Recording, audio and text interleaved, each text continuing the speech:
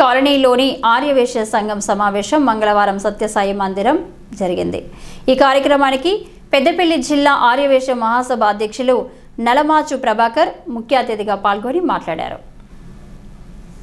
సంఘం బలంగా ఉండాలంటే వైశ్య సోదరులు కలిసికట్టుగా ఉంటేనే ఆ సంఘం బలపడుతుందని తెలిపారు.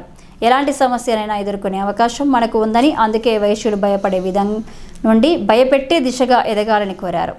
ఆర్యవేశ్యులందరూ సమిష్టి కృషితో 8వ కాలనీలోని కన్యక పరమేశ్వరి మాత ఆలయం నిర్మాణం కోసం కృషి చేయాలని, అలాగే ప్రతి ఒక్కరూ సామాజికంగా రాజకీయంగా ఎదగాలని తెలిపారు. రాబోయే రోజుల్లో సంఘం అభివృద్ధికి కోసం కృషి చేయాలని తెలిపారు. దిశానిర్దేశాలతో పాటు సభ్యత్వాన్ని ఏర్పాటు చేసుకోవడం జరుగుతుందని వివరించారు. అనంతరం జిల్లా అధ్యక్షునిగా ఎన్నికై మొట్టమొదటిసారి కాలనీకి రావడంతో కాలనీ ఆర్యవేశ్య సంఘ సభ్యులు ప్రభాకర్ను ఘనంగా సన్మానించారు. అలాగే RG2 GM కార్యాలయంలో డిప్యూటీ ఫైనాన్స్ మేనేజర్గా విధులు నిర్వహిస్తూ బదిలీపై వెళ్తున్న కొలిపాక సరిత శ్రీనివాస్కు వీడ్కోలు పలికారు.